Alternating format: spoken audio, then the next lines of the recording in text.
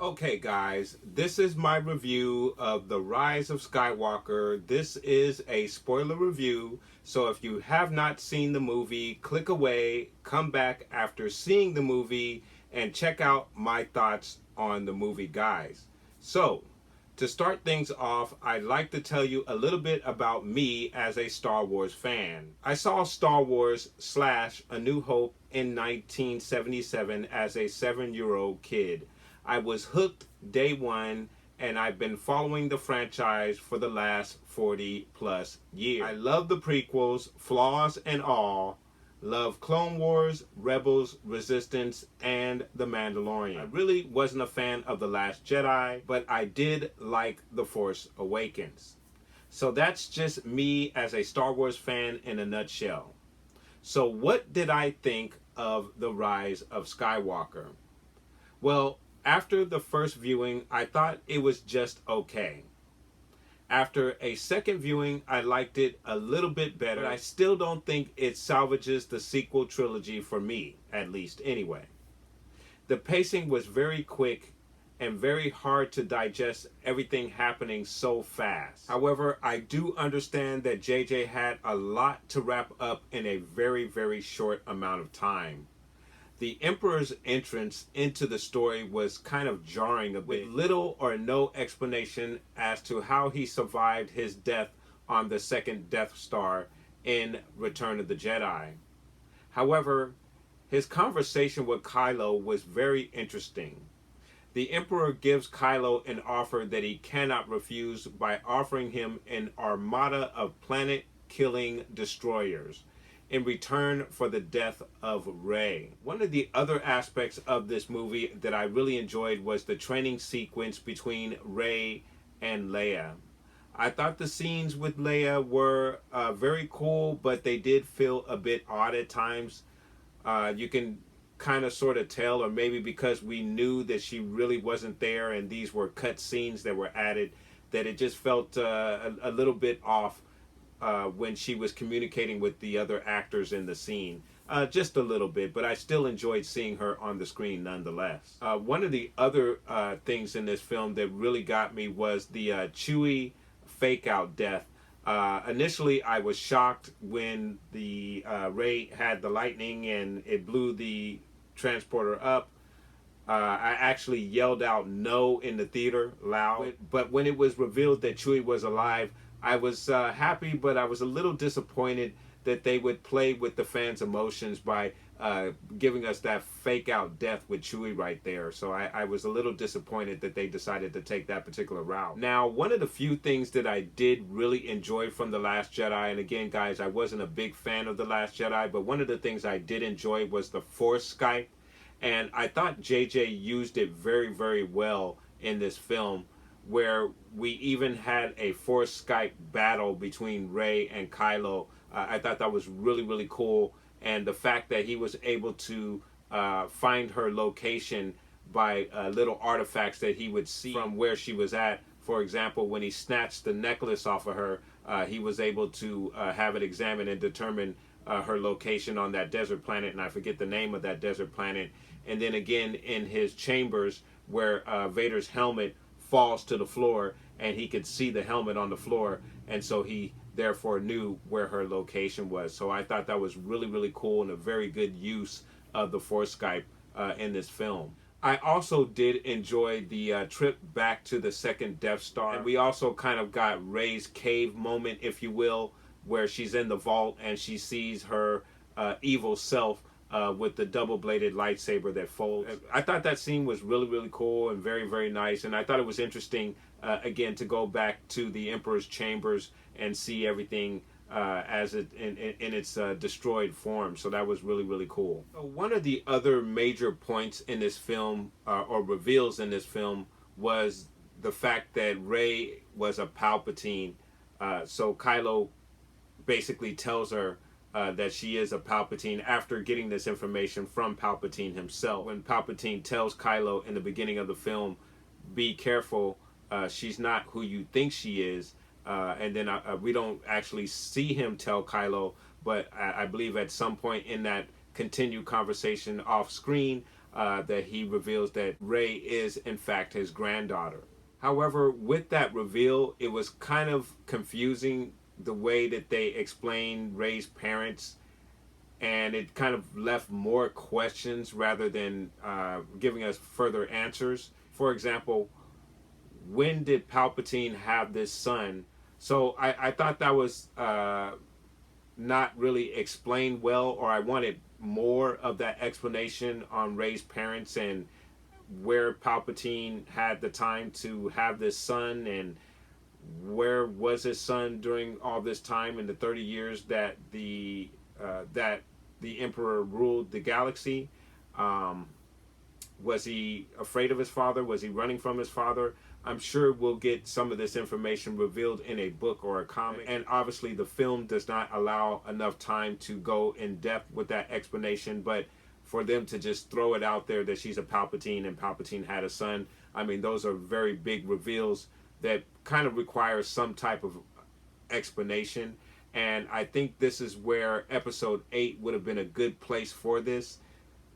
I think it could have been done without actually revealing the return of Palpatine in episode 9, but you could have thrown a couple of hints in episode 8 to give the fans an idea, perhaps, that Palpatine would be a part of the equation. And I'm going to expand on that a little bit further on in the review, guys. One of the other things that I thought was really cool was the Saber battle fight on the broken Death Star in the wild ocean on that planet. And again, guys, I didn't quite catch all of the names of the planets even in my second viewing, but I thought the fight sequences were rather cool in this particular film. However, they were subpar compared to the prequel Saber battles.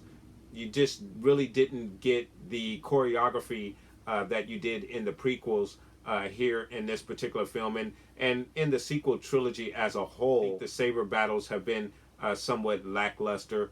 While this particular film did give us plenty of Saber battles, and then of course the Force Skype Saber battle was really, really nice, and I thought that was really, really cool. But again, it kind of still leaves something desired in regards to the choreography of the Saber battle, especially after seeing the choreography in the prequels. So I thought they could have done a better job with the Saber battles in this particular film. Another major point in this film, obviously, the Knights of Ren. There was a lot made of the Knights of Ren, especially in The Force Awakens, and then we got them hyped back up here for episode 9, thinking that we were going to get more of the Knights of Ren, only for them to show up and do little to nothing in this particular film. They kind of followed our heroes around a little bit, but never really engaged our heroes until the end with Kylo Ren, and I just felt that that was a little bit lackluster in regards to the Knights of Ren. But to me, in this particular film, I just felt that the Knights of Ren were basically useless to a certain extent. Another part of this film that I found very interesting was the use of the Force Heal. Now, of course, we know that Force Heal has been a part of the video games, and I believe it was used in Legends, in certain Legend stories. And then we saw Baby Yoda using the Force Heal power as well in the Mandalorian series. So it was really cool to see Rey using the Force Heal on Kylo. I thought that was really, really cool, and of course a very cool nod. I don't think it was an intentional nod to the Mandalorian, but really cool to get that in this film, especially after seeing Baby Yoda use that same power in the Mandalorian. So I thought that was really, really cool. I also enjoyed the way that they brought Han back into the film without actually making him a Force ghost or something like that. They kind of used him as a vision in Kylo's mind, where they basically have the same conversation from The Force Awakens, except for this time, instead of Kylo using his saber to stab his father, he throws his saber out to sea. So I really thought that was a very, very cool and very nice touch, and a very cool way to bring Han back into the story without making him a Force ghost. Han's presence in this film didn't feel forced to me, is what I mean to say. So we also receive Kylo Ren's very predictable redemption. I thought his redemption felt a bit odd and lackluster. Of course, it is cool that Leia was the one to help bring him back to the light. I thought that was really, really cool. However, it just seems that he is so determined to turn Rey to the dark side, to join him in his quest, and then in a blink of an eye, he's ready to turn towards the light. It just seems strange to me why Leia wouldn't have tried this at some point earlier to reach Kylo Ren. Why now is she so effective in turning him to the light when she could have reached out to him through the Force at any time to do what she did there to bring him back to the light? So while I thought it was really cool to have his mother bring him back to the light, it again felt a little odd and lackluster because the turn was so quick. So that particular part felt a little odd to me. One of the other major points of the film obviously was Force Ghost Luke on Ahch-To. Now, as great as it was to see Force Ghost Luke on film, it really felt more like a very short cameo. But I really did enjoy watching Luke raise Red 5 out of the water of Ahch-To. And then, of course, we get the reveal that he also has the Wayfinder located in his X-Wing, and he was in possession of one of the Wayfinders. So that was really cool and a nice aspect of the movie for them to include that. So now I'm going to discuss the final battle of this film between the Emperor and Rey and Kylo, and then of course we also have the planet-killing Star Destroyers versus this massive armada of resistant ships that eventually shows up, and we also got a glimpse of that in the trailer as well. So the final battle itself was just okay to me. It didn't really bring us anything new. I mean, of course, the Emperor did have an incredible use of Force lightning, so much so that he was able to bring down, or attempting to bring down, the full armada of the resistance ships, which was really cool to see. However, once he turned that Force lightning towards Rey, and Rey was able to not only block the Force lightning by using 2 lightsabers, but she was able to deflect that lightning back at the Emperor. I felt that was a little hard to buy. I mean, this incredible use of Force lightning that's bringing down this full armada of resistance ships is now useless versus 2 lightsabers being held by one individual. I just thought that, again, it didn't really line up with the use of power that the Emperor was using there. I mean, the fact that he was able to bring down all of those ships, Force lightning, but when he uses it against Rey, who's holding 2 lightsabers, it's ineffective. I just didn't think that that lined up well in regards to the use of power. I think he could have clearly overwhelmed her with the Force lightning, even with the 2 lightsabers. If he's able to use that to bring down a full armada of resistance ships, he should have been able to overwhelm Rey with that same use of Force lightning. So I thought that was inconsistent in regards to the use of power there. Then we also received the fight between Kylo Ren and the Knights of Ren. Again, the Knights of Ren, this is probably the most action that they get in this particular film, and they really only get a couple of hits on Kylo. This is a disarmed Kylo. He does not have a weapon in the initial beginnings of this fight between him and the Knights of Ren. However, we do get this very, very cool, once again, use of the Force Skype, and I don't know what else to call it except for Force Skype, but Rey takes her saber as she's pretending to strike down the Emperor, because the Emperor is going to transfer his essence into her once he strikes her down. But Rey is able to put the weapon behind her back, and again force Skype it to Kylo, and then Kylo pulls the weapon out, and now he's ready to battle the Knights of Ren. Now again, this battle between the Knights of Ren looks very, very cool. However, the choreography, in my opinion, compared to the prequels, is very much subpar in this particular battle. There's even one point where Kylo kind of flies through the air to attack one of the Knights of Ren, and you can clearly, even though you don't see the lines and everything, shooting him across in the air over to his victim, but you can clearly tell that he was being pulled by something, and it just really didn't look like a natural move or a natural force move at all.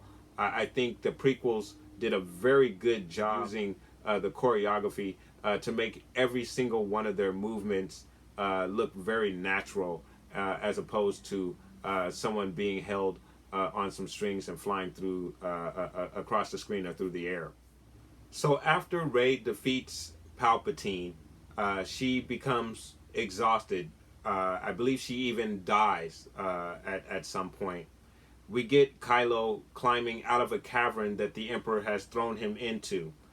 And he's climbing out of this cavern, and he runs over to Rey, and he returns the favor, basically, where Rey healed him at one point in the film. Now he is healing her and bringing her back to life.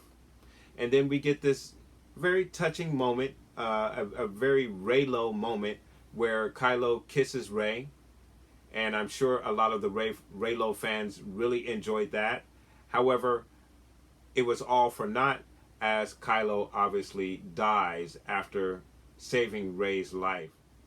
I felt that that particular scene was a bit cringy and forced a little bit. I don't think at any point during this trilogy where I felt that there was some kind of love connection between Kylo and Rey. I don't know where they would have had any time to develop any kind of chemistry that would have brought about this kiss. Throughout most of the trilogy, Rey refers to him as a monster. Now all of a sudden she is able to kiss him and have feelings for him. I just felt that that was a little forced and a bit cringy. However, I've never been a fan of Reylo, so that might be one of the reasons for my bias towards that particular kiss in that scene. So some of the other things that I really enjoyed in this particular film: reveal of Finn's force sensitivity. I thought that was really, really cool. It's too bad that we didn't get this reveal a bit earlier in the trilogy. I think it would have made Finn's character much more interesting. The fact that he was able to break his control of the First Order and the Force was the reasoning for that. I think that was a really, really interesting reveal that we got in this particular film, and it would have been a lot better. I think it would have served Finn's character a lot better if this was revealed a bit earlier in the trilogy, and would have made him a much more interesting character. I also enjoyed C-3PO in this film. I thought he was absolutely great. A lot of the jokes that he made really landed for me. I thought that was really, really cool. The jokes as a whole in this film, some of them landed for me, some of them not so much. I'd have to go 50-50 on the jokes in this film. Again, good, not great. I also enjoyed seeing Wedge Antilles in this film. It was very, very nice to see him there in that very brief cameo during the battle. So that was another aspect of this film that I really, really enjoyed. And then, guys, my absolute favorite scene in this film was Luke training Leia, a young Luke training a young Leia. Obviously, they used the de-aging technology to put a very young Luke and a very young Leia together, training together. And I really did enjoy that particular scene. And then, of course, we got the reveal of Leia's Saber as well, which was very, very awesome and absolutely cool. So then that takes us to the end of the movie, where Rey returns to the Lars moisture farm with both Luke and Leia's Saber. She uses the Force to bury them deep into the ground on the Lars moisture farm. which is really, really cool. Kind of brings the story full circle, if you will. And then we have this old lady who sees Rey, and she says something to the effect of, I haven't seen anyone around here in years. And she asks Rey what her name is. And Rey replies, Skywalker. So we have Rey taking on the name of Skywalker at the end of the film.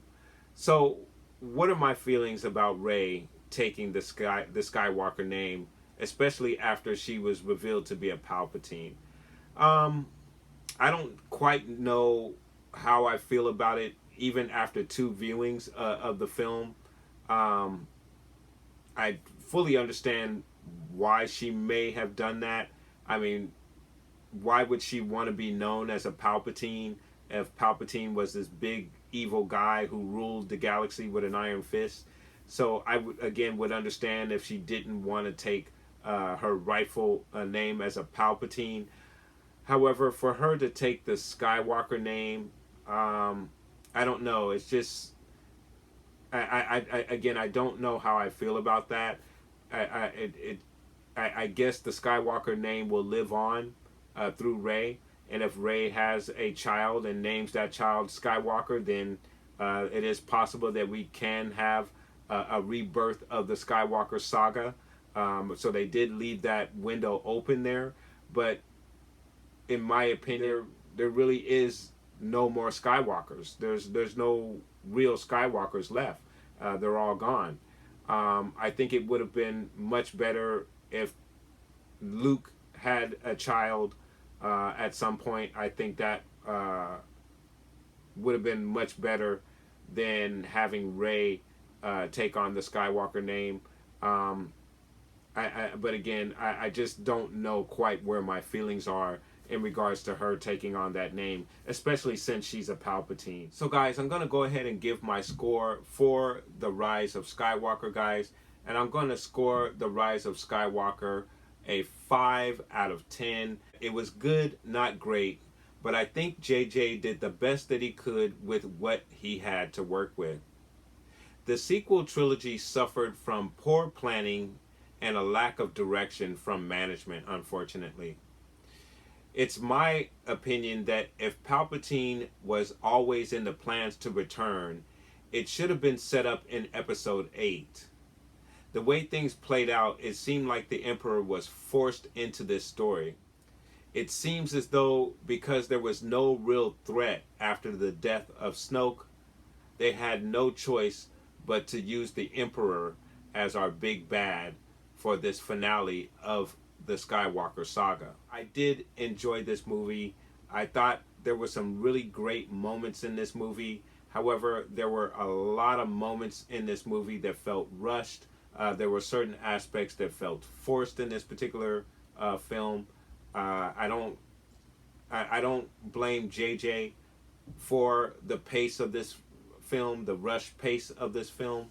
I think he did the best that he could with what he had to work with. He had a lot to wrap up in a very short amount of time in a 2.5 hour window. So I thought he did a really good job with what he had to work with. It's just unfortunate that the planning and direction of this particular trilogy wasn't what it should have been. It is also my opinion that the sequel trilogy feels like it's 3 separate movies as opposed to being one cohesive story. And I think that's one of the problems with the sequel trilogy, and one of the reasons why it is, in my particular opinion, the worst of the 3 trilogies that we received in the Skywalker saga. So there it is, guys. That is my full spoiler review for the Rise of Skywalker. Again, guys, it was good, not great. Again, I thought JJ did the best that he could to cap this trilogy off. However, with the poor planning of this particular trilogy, it was almost impossible for JJ to totally fix this trilogy and make it work with just one film.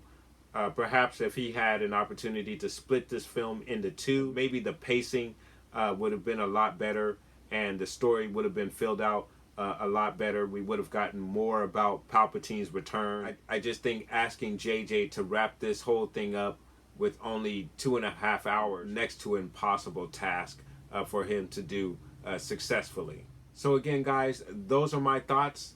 But I'd like to know what your thoughts are, guys. Let me know, what did you think of The Rise of Skywalker? Did you enjoy it? Do you believe that the trilogy suffered from poor planning as I do? Or do you think that this was a really good, well put together story? And do you believe this was the whole plan all along to end this trilogy in the way that they ended it, guys? Let me know what your thoughts are. Put those comments down below. Please like and subscribe. And of course, guys, from the Father to the Son to the Obi-Wan Force Ghost, may the Force be with you always.